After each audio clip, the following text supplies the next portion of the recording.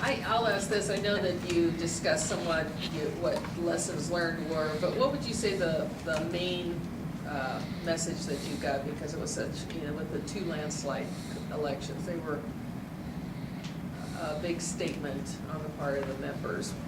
What would you say that the main message was? Well, let's see. That's a good question. I think what the good part that comes from this is that members are more involved now than they've ever been. I mean, to get 3,000 people to vote is more than we've ever gotten. So, and truthfully, that's still a fraction of the 18,000 people that could vote. I mean, we still are only getting 18% of our members voting. But it does say that members who have never been involved before are suddenly want to be involved, which is great, and want to be invested in the organization. So I see that as the message of more members wanting to be involved, and there's nothing bad about that. Yeah. I was wondering, I hear my colleagues and I hear my own voice saying that working with insurance companies is really difficult and takes a lot of my energy when I really like to just do therapy and help folks. And I'm wondering whether or not there's a role for CAMFT to help insurance companies be more responsive in terms of time, in terms of the process, so that billing doesn't become an activity that takes one day a week out of my life, when I would rather be spending it with clients, because it's much more fun. Of course, I hear you. So I don't know whether there's a role for, I've always felt proud to be a member of CAMFT, and I think I may have shared this in our telephone conversation, but I didn't know it, but you had a lot of things on your plate at the time that we spoke, but I'm very proud to be part of CAMFT, and I don't know, I feel like I'm in Joan of Arc's army. Does that make any sense? Yeah. And so I want Joan to march on the insurance companies, and I will follow behind, but I would like them to hear our voice, that we are practitioners, we are here to do good, we're not here to steal money, but we would like to be compensated.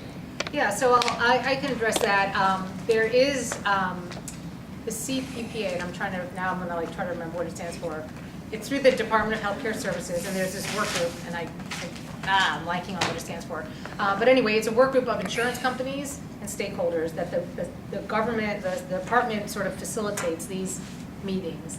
And CAMFT has always been involved in them, but is really involved now. We are really in their face about some of the issues you're talking about making why are denials happening, appeals processing, why is the system so complicated for our members? And what we do is we bring them real data. And excuse me, not only for our members, but I don't have a staff, so I often will tell people who are calling and asking, are you covered by my insurance, to call their insurance company, and I email them my NPI number and all the numbers that they need, and you check with them and check what your copay is, and it's surprising to me how many insurance companies can't give a straight answer to their insurance. And that's not fair. These people are already stressed, otherwise they wouldn't be coming to therapy. And to have to not be helped, that's really kind of reprehensible. I agree. I think it's like this massive problem and once you start talking about one area, it opens up all these other tentacles. But certainly, CAMFT is at this table with these insurers, sort of holding their feet to the fire on the areas that we can. Now, fees, as everyone's sort of sick of hearing CAMFT say this, but when it comes to fees, CAMFT cannot, because of antitrust issues, we cannot advocate for any fees. You can advocate for your own fees to be changed, and that's what we always encourage people to do. And I hear, by the way, actually many success stories of people who go to their insurer or the panel and say, this rate you're paying me is not good enough, this is why, I've been, whatever, I'm an expert in drama therapy, or I've been practicing for this many years, or I speak this language, or whatever it is to make your argument, but people do succeed in getting their rates raised on their own. So that is the best advice I can give someone. You know, we do to the extent that we're allowed to do, and we had a Department of Justice attorney come in last year and speak to our chapter leaders about this, and we've actually put in an opinion, we've asked for a business opinion from the Department of Justice to figure out what more can we do to keep pushing the envelope on the fees, but obviously we have to be You know, mindful. really, this is for me anyway, not about the fees. I'm in a place in my life where, thank God, that's not so important. But it really gripes me when insureds don't get the information, honest, accurate information. And when I call and I don't get accurate information, I call on Monday, I get one answer, Yeah, Tuesday, I know, another answer. right. That's, Trust me, I can relate, having been through the medical, you know, ringer in the last 7 months, I know exactly what you're talking about. That is not okay. Right, That, it's not about fees. right, okay. It's really not about fees. I think, I'll change right. businesses if the fees aren't good enough, I'll do something else. I do think, though, that what you need to be empowered to know, to tell your patients, though, is that there are appeals processes through the Department of Healthcare Services. And again, I've heard some pretty good success stories of patients who are denied through their insurance company, who appeal that through the Department of Healthcare Services and get a very different answer. But to your point, I get it. By that point, someone is frazzled and exhausted, sick, whatever it is. It's hard to keep fighting the fight. But that's something you should just be at least aware of as practitioners, that you can direct a consumer. And there are many consumer groups that are looking out for the insured. It's just, that's just beyond the scope of what we can take on as well. But at least for you to know that they do have resources through the Department of Healthcare Services to appeal. Yeah. It's a position of a lot of us that for-profit healthcare is unethical.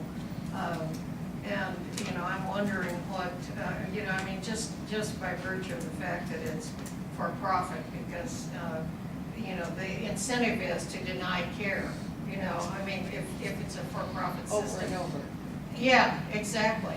So, you know, I would be interested in what we're doing as an organization to push for a single payer, which is, yeah, thank you. Well, that's a great point. I can tell you that issue came up to the board at the last board meeting. A member put in a formal proposal. The board has asked the newly created, this purview committee, which was created about 2 years ago, for this exact reason. And this committee is designed, there never really was a vehicle for how CAMFT was going to evaluate public policy, social issues. They kind of would just bubble up to the top and typically explode at a time that, you know, and then at a time where it's too late and or wrong timing or whatever, I don't know. But there's never been a good vehicle. And so again, sort of a lesson probably learned before my time was you need to have a channel for people to at least propose public policy and social policy issues for CAMFT to consider, not go right to the board when it's at that level, but to have a process. So the purview committee was created. This is their first issue that has been brought to them. They are meeting actually in 2 weeks to discuss whether or not this issue in particular falls within the purview of CAMFT's operation and mission. And we created a checklist of questions to answer so that it's going to be a very interesting discussion. And they can come up with a lot of recommendations. They could say CAMFT should advocate for this. CAMFT should come out with a white paper on this. CAMFT should take no position. I mean, there's lots of different ways they can come. They'll recommend that to the board. The board will ultimately make the decision. But at least now there's a thoughtful process that goes into it. And that's the first issue to be decided. So stay tuned on what comes from that. How can we have input on that? That's a good question. I'm guessing, you know what, that's a great question. I could say if you have a personal feeling about it, you're welcome to email me and I'll take that to the purview committee. Okay. But that's a good question, maybe. Can we call the office and ask to be linked to somebody? Usually the committee members, I would suggest putting something in writing and I would take it to them. An So, email. yeah, email, put something in an email to me and I can take it to them. Okay, can you give us your? Sure, J Epstein, JEPSTEIN@camp.org. Okay. But you bring up a really good point. I'm gonna think about that a little bit more. That will certainly help you all, but it brings up a good point of how would people know the mission. Yeah, but actually it was in the board, anyway, that's a good point. Thank you for bringing that up. So they will make a recommendation to the board, and then the board will go from there. I can tell you though, again, back to my history project, because now I'm the CAMFT historian. Now that I spent about 70 hours reading these magazines, I want to use the information. Single payers come up at least 2 or 3 other times in CAMFT's history, requests for CAMFT to support it. I can tell you that every time the board has decided not to come out in favor of it and have instead provided a dialogue, pro and con options, and let people decide what they want to do on their own. That's just historically what's happened. I don't know what this board will do.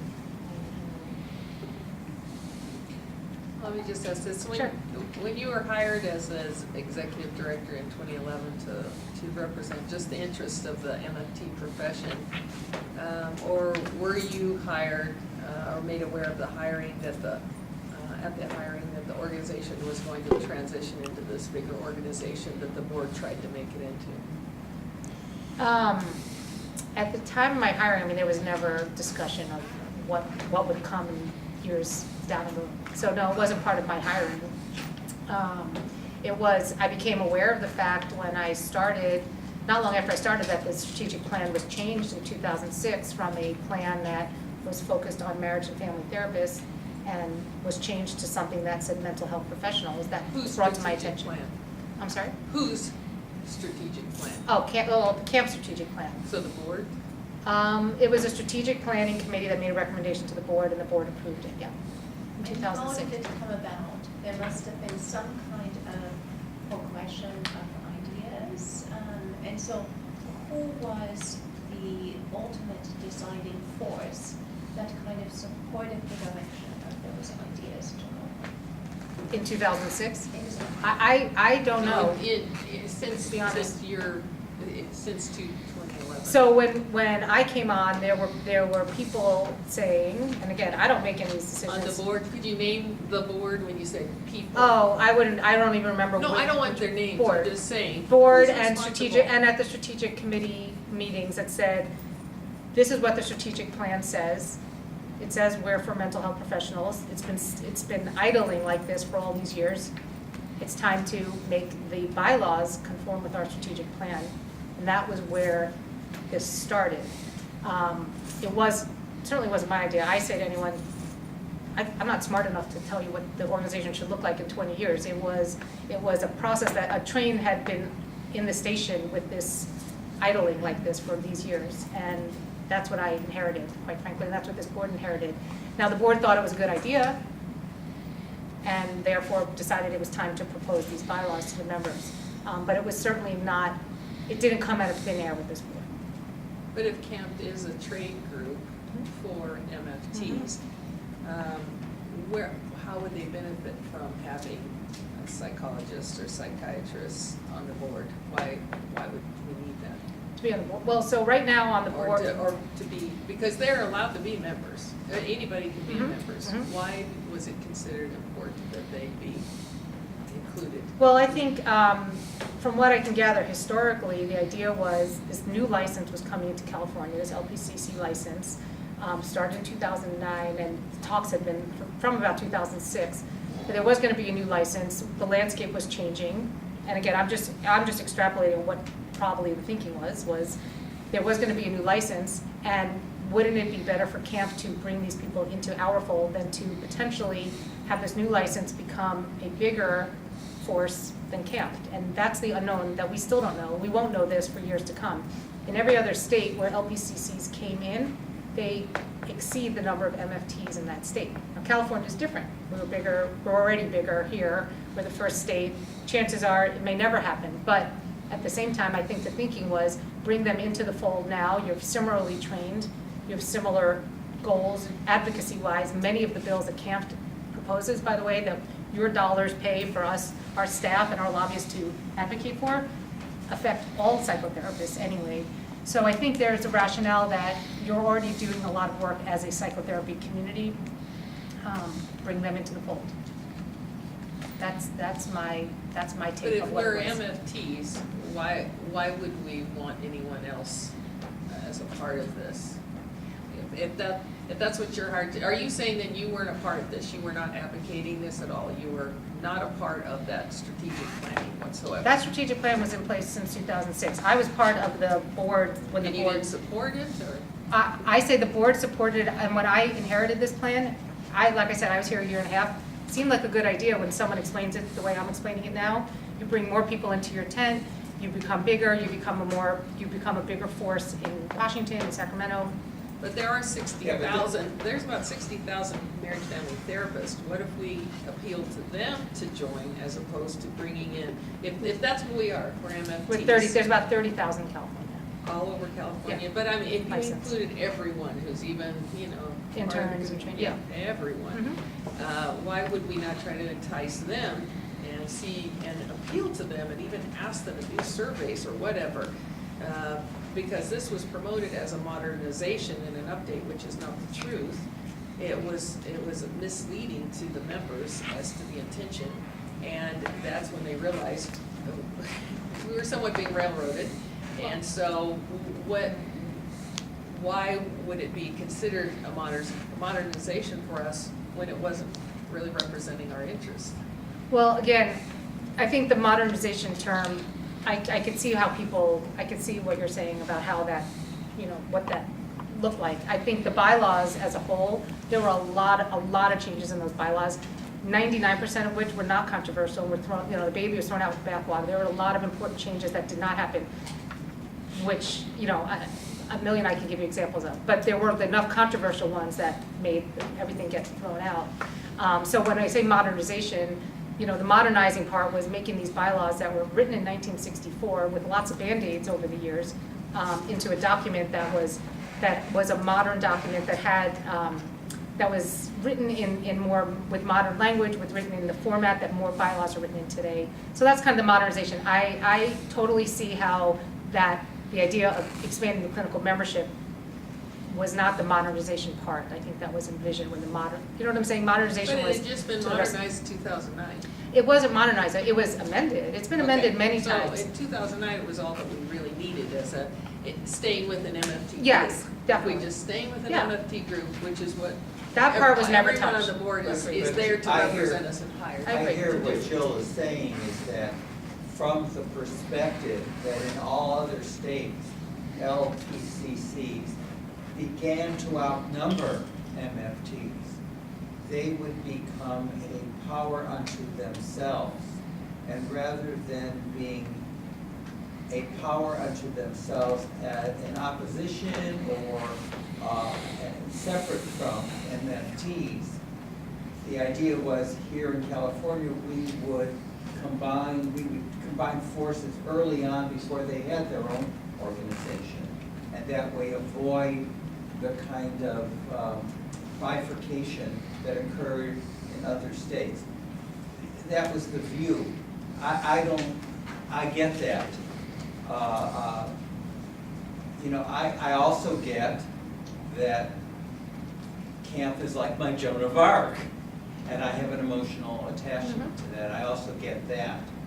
So, I'm very pleased that my Joan of Arc is intact, and I can become part of the Army. And I don't know what the role of LPCs are going to be. Maybe they need to have their own organization, even though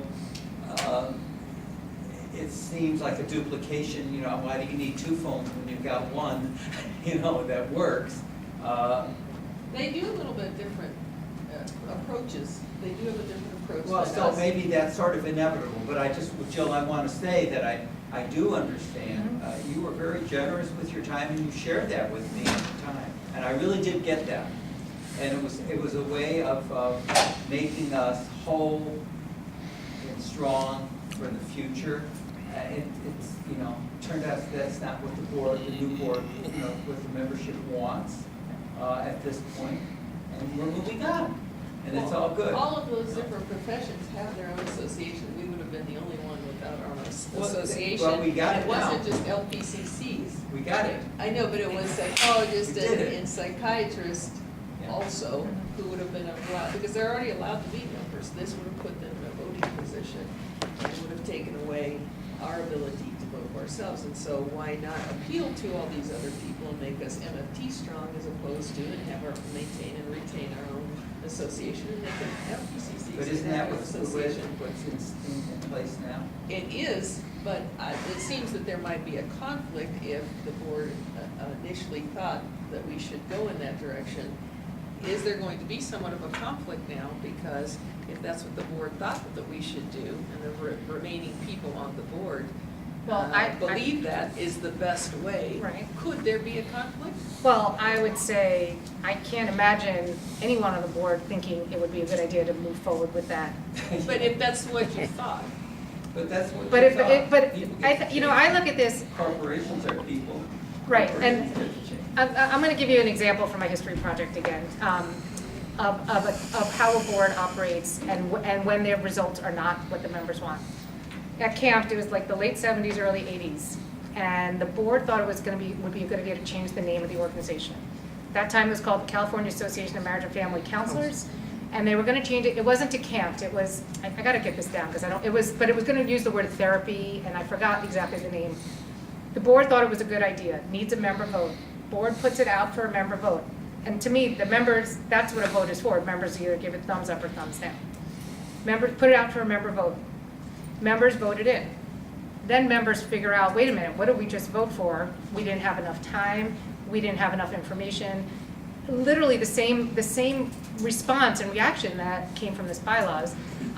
Went back to the board, very upset, very similar situation. Board said, okay, put it back out to the members saying, let's rescind the vote to change our name, put it back out to the members vote to rescind it. Life goes on. They discuss it in the magazine. Was it a good idea? Is it a good idea to change the name? Is it not a good idea? The name didn't get changed.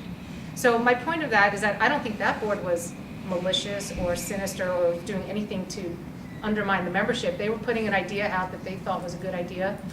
It wasn't. The members didn't like it. And I think the same lesson learned here. This is why I think this task force, I wish I had known that course of events before this bylaw started, because I think there's a lesson learned there, is that members do have an expectation of how much time, what information. They don't want the board to just make a proposal. They want to know what that proposal is going to be before it comes out to them. I think that's a huge lesson learned. Huge. That's huge, bringing in other people. It would change the whole face I of think who it- we are, and right. psychologists I have their own agree. association, I agree. and psychiatrists I have agree. their own. I And it totally was agree. presented It's as huge. an update and a modernization as if we had no choice, this had to be done. And I think that's what much of the discussion and dialogue has been about. It was misrepresented Right. and stated as we had no choice. Yeah, that's really, if I can just jump in for a second.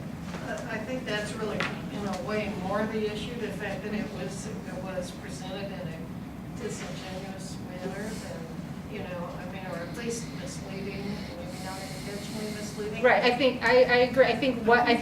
I heard all the criticism, right? So I think there's the criticism that the way the process was done, the materials were, we didn't understand what the materials were. We didn't know what we were voting for. We didn't appreciate that we didn't have time to read about this in the therapist. We didn't understand what it was. We didn't like the way it was presented. We were misled. Then there's the people, that's one group, and then there's people who say, we would never want to be anything but an MFT. Forget about even if I understood the information, it was written appropriately. I don't want to be anything but an MFT organization. So and sometimes those people overlap and sometimes they don't. There are people who say, you know what, I actually don't think it's a bad idea, I just didn't like the way you guys went about it. And there are some people who say, I think it's a terrible idea, we should stay MFTs only, and I don't really care how it's presented or when it's presented, I'm never going to think that's a good idea. So there were a lot of different criticisms of the way it was handled, but at the very least, had this been done in a process that the members would be more comfortable with, the vote would have been more accurate, let's say. People would have said, if there were what I'm assuming this task force is gonna come out with, which I think they should, is, there should be 6 months of discussion before a significant strategic or bylaw change is made, or there should be articles in the newsletter, or there should be webinars, or whatever methods of communication that I now understand members would want, more than just getting material and having to vote on it. More, things leading up to the vote, I think, is the message that needs that the message that I got is that they need more information before, because ultimately members vote, I mean, the members have the power, but the information needs to be more times, more thorough, written differently, different opportunities to comment. That's the message that I take away. Well, wouldn't it have muddied, though, your efforts if you are now being paid by members who are psychologists, psychiatrists, LPCCs? You would have to be representing them as well. And so our interest would have been muddied in the process. Potentially. However, I can tell you this, within your world of MFTs, my interests are already muddied. There are many issues where, and I'll just use that child custody as a less controversial issue, where I have MFT members who are saying, this is an atrocity that you are going to let the BVS get access to these child care custody evaluations. This is going to put a chill in the community. This is horrible. Your job, CAMFT, is to protect me. I'm an MFT. I'm a child custody evaluator. I don't want my report going to the BVS. Then you have MFT over here saying, I have seen people, child custody evaluators or MFTs, who are abusing the system and misconduct and all this other terrible stuff. They absolutely, the BVS, how could CAMFT keep this information from the BVS? CAMFT, you have a responsibility to weed out the bad apples. How could you? So my point is, on almost every issue, and that's not even the most controversial issue that this organization has faced, that the waters are muddied. When you have 30,000 people, the waters are already muddied. It's very rare that we have everyone lock and step behind a CAMFT position.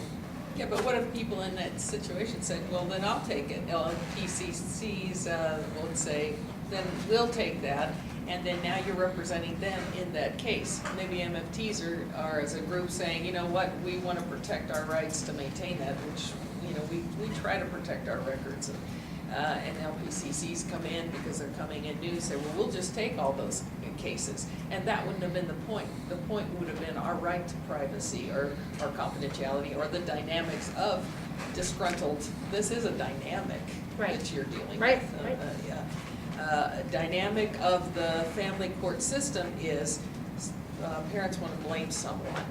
And having access to that information is not necessarily going to be in their best interest or help them.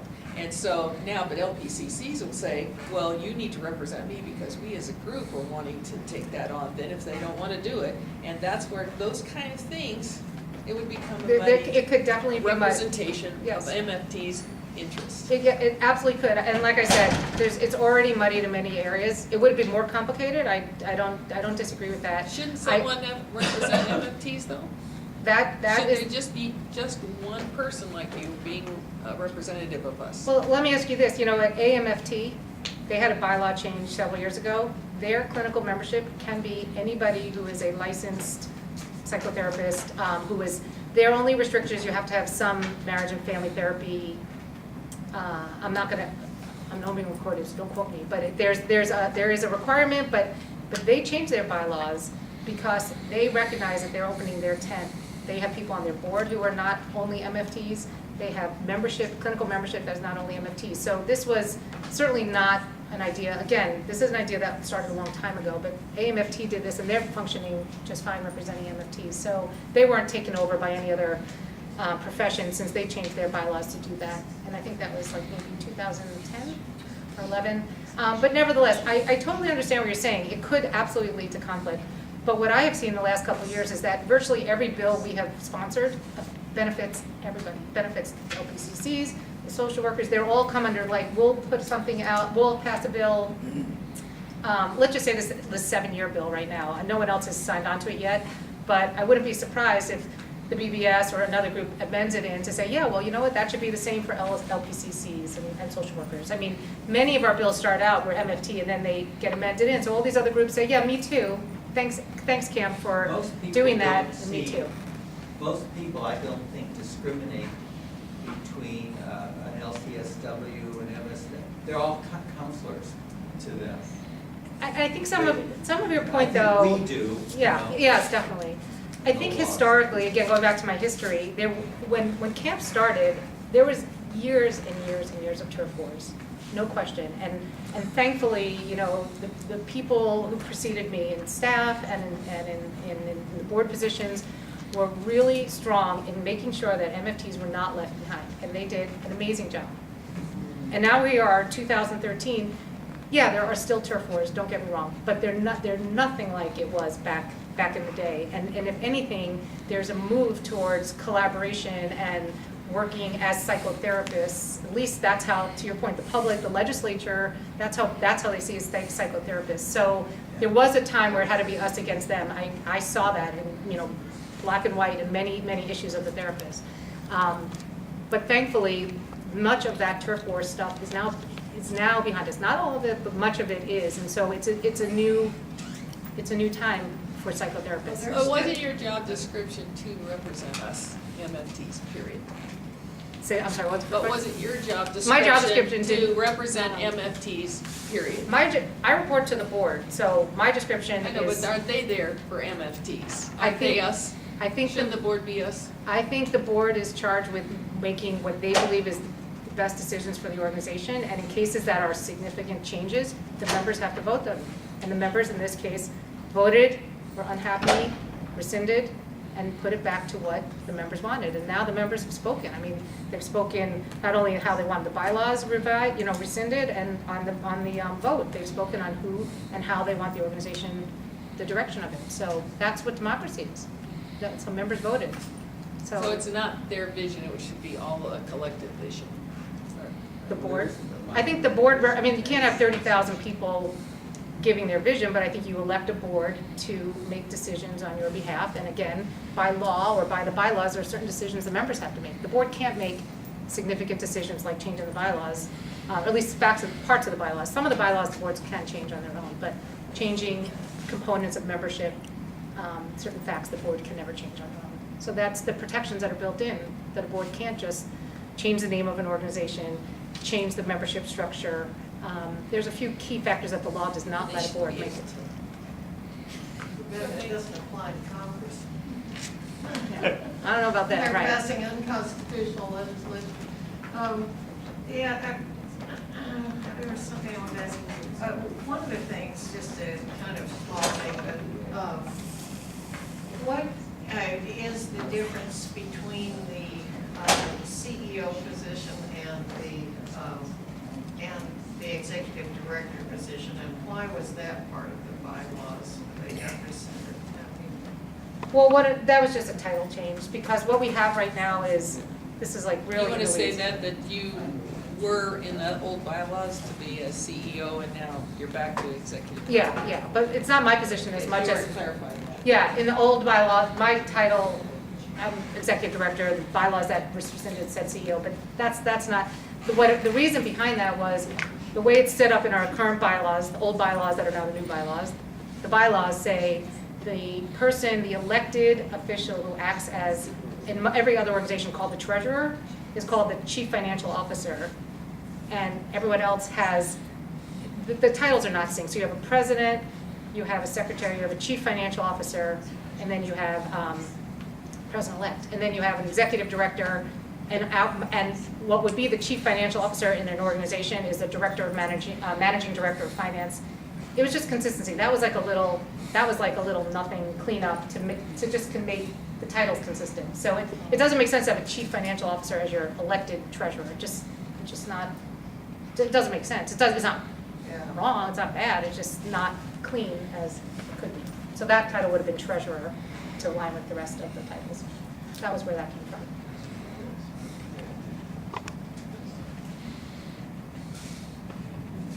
Any other questions? Yes. One situation I think was unfortunate was Richard Leslie being told or asked to leave. And I consider him. He was fired. He was fired, okay. So what I consider him as one of our founders, really, of CAMFT. He's done so much. in the legal field, you know, for our formation as MFT. So I'd like to see him brought back in our organization. I think there's a lot of room and need for him to continue. So what's going on in that respect?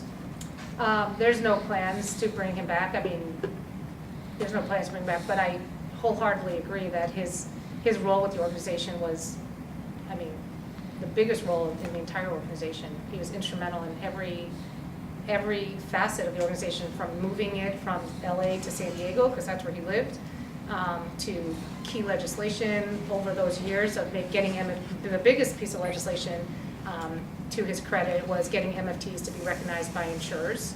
You could actually get reimbursed for insurance. That was huge, and that was, you know, in the early 80s. That was, very significant. I mean, there's no question. He did amazing things for his profession and for this organization. But he was let go simply because he was not in agreement with the strategic plan. Oh, no, that's not what I said. And he was representing MFTs and maintaining the MFT. That's not why he's let go. I'm not gonna comment Okay. on that, because that's personnel issues, but I will tell you that CAMFT has parted ways with Richard in the past. They parted ways with him this time. It's not the first time that CAMFT and Richard have parted ways.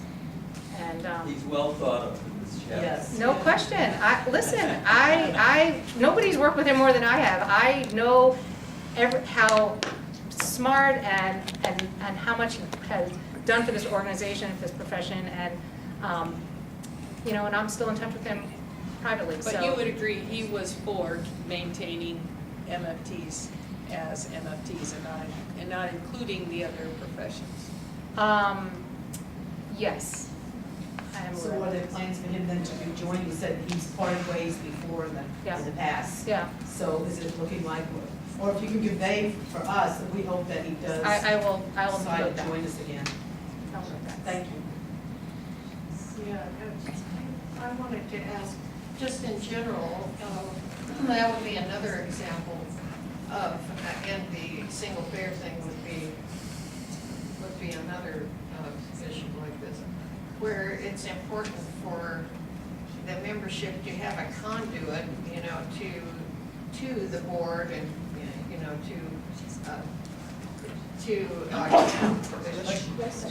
so that we can give input, you know, so that it's like facilitated in some way. So that's really, you know, so we can have some FaceTime with our representatives, you know, in this kind of a representative democracy that we hopefully have in this organization. Yeah, so the board does have a few mechanisms in place about that. So members can submit a proposal or a project or an idea.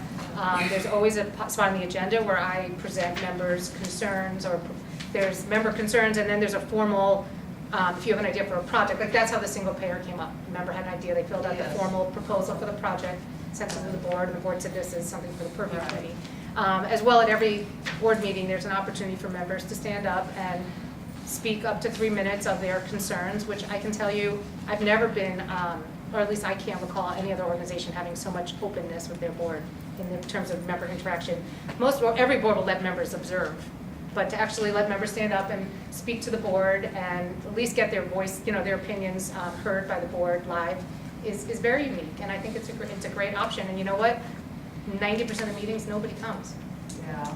So I encourage people to come, and that's why we also started moving the meetings around the state. Again, historically, it's been in different It would be places. helpful if the meetings were at the Holiday Inn as opposed to the Canary Hotel, which is very expensive. Oh, well, yeah, for members, I'm not expecting members necessarily to come and spend the weekend there, But I but wanna. it's,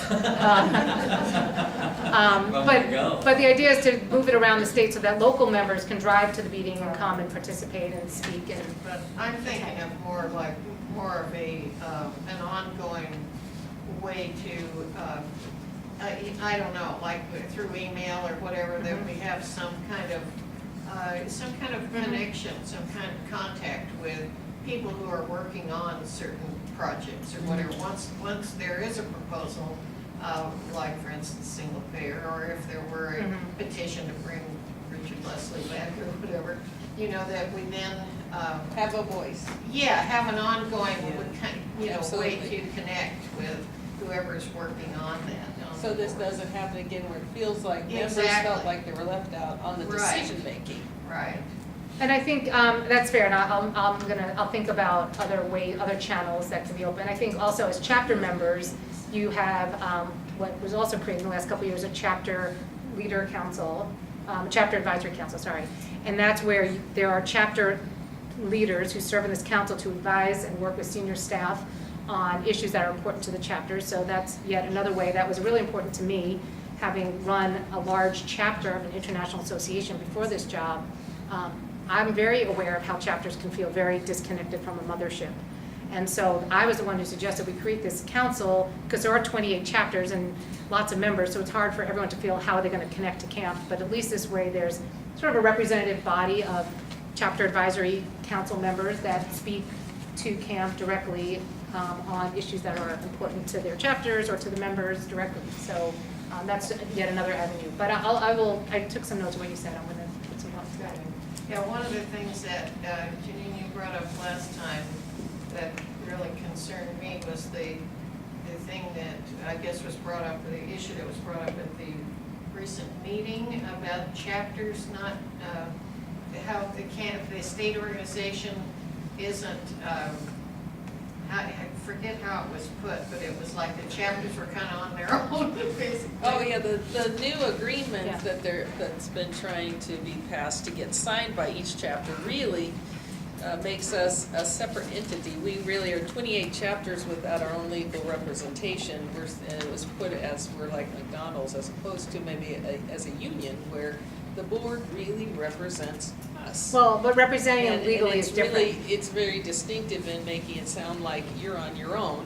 If you have an issue, you've got to acquire your own legal representation, which is, but the board has its own attorneys. Well, that document just codifies what is already in place. You are already independent organization. You are not, CAMFT does not accept responsibility for any actions of the committees. We don't provide you with D&O insurance, we don't provide you with legal assistance. I mean, you are separate entities. This is just a document that pulls together the different policies and codifies what is already in place. You are independent entities. There's no But we there's no already around it. had a chapter agreement. Well, We you really have didn't you- need another one. No, there are policies in separate areas, and this is now something that's a signed document that makes it aware of what everyone's rights and responsibilities are. And quite frankly, in that document, it gives the chapters some rights that were not spelled out anywhere else in terms of if a chapter is getting dechartered, what the due process has to be for that chapter, which is not spelled out in any of the other documents. So it gives the protection to the chapters that a board can't come on one day and just decharter a chapter. Okay, and it does feel like, the BBS really monitors us and really, they come on strong as to what we're to do and what not to do.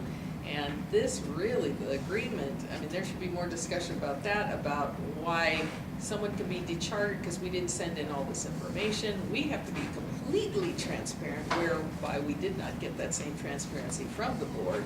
And this is really making, if you don't follow all these, you can be dechartered.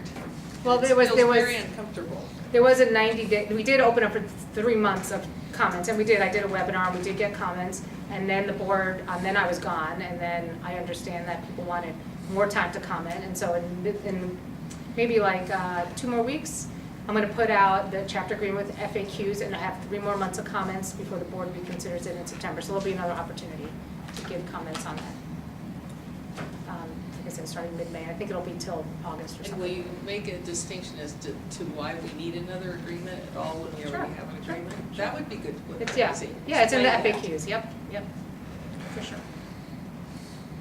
One of the things I'd like to see also is that changes be made for the pre-licensed members who are our future. Our organization obviously have a strong stake Mhm.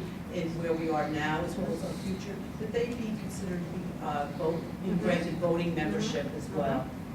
Yep, that would be a bylaw change, but that is definitely, the pre-licensed members have never been eligible to vote, ever. And I Right, think and that's something that that's what came I'm out of it, saying. yep. Yeah, I think it's only fair to give them, to change that, to allow them to be voting members. And I hope that Mhm. that's going to strongly be considered Uh-huh, in the uh-huh. future.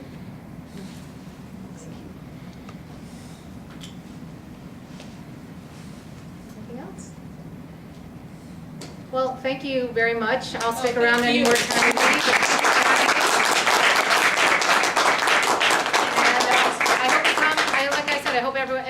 some people can come to that Camp Connect meeting in October. I think that'll be another good opportunity to continue some of the ideas and thoughts you've had here.